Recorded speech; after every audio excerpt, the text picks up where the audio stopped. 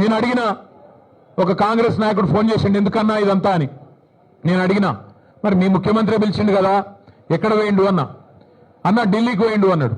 ఎందుకు పోయిండు, ఏమిటి పోయిండు అని నేనన్నా. ఎరువుల బస్తాల కోసం పోయిండు అన్నాడు. ఎరువుల బస్తాల కోసం పోయిండట. ఎట్లుందంటే ఇది, వెనకటికి ఎవడో తాటి చెట్టు ఎక్కిండట. ఎందుకు ఎక్కినవా తాటి చెట్టు అంటే, దూడకు గడ్డి కోసం ఎక్కిన అన్నాడట. రేవంత్ రెడ్డి ఎరువుల బస్తాల కోసం పోయినట్టు ఎవరు నమ్ముతారా రాష్ట్రంలో? రేవంత్ రెడ్డి ఏ బస్తాలు తీసుకొని పోయిండో ఢిల్లీకి అందరికీ తెలుసు. రేవంత్ రెడ్డి వాళ్ళ ఢిల్లీ బాసులకు, కేంద్రంలో ఉండే పెద్దలకు ఏ బస్తాలు మోస్తాడో, ఏ బస్తాలు మోసి ఇవాళ ఆ పదవి కాపాడుకుంటున్నాడో రాష్ట్రంలో చిన్నపిల్లలకు కూడా తెలుసు.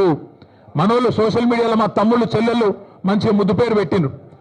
పే సీఎం అంటే పేమెంట్ కోటాలో తెచ్చుకున్న సీఎం పదవిని ఎప్పటికప్పుడు పేమెంట్లు ఇచ్చుకుంటూ కాపాడుకునే బాపత తప్ప నీకు రాష్ట్రంలో రైతుల మీద ప్రేమ లేదు, రాష్ట్రంలో గిరిజనుల మీద ప్రేమ లేదు, దళితుల మీద ప్రేమ లేదు, 42% రిజర్వేషన్ ఇస్తానని నువ్వు మోసం చేసిన బలహీన వర్గాల బిడ్డల మీద ప్రేమ లేదు, 2500 రూపాయలు ఇస్తానని నువ్వు మోసం చేసిన ఆడబిడ్డల మీద కనీస గౌరవం లేదు.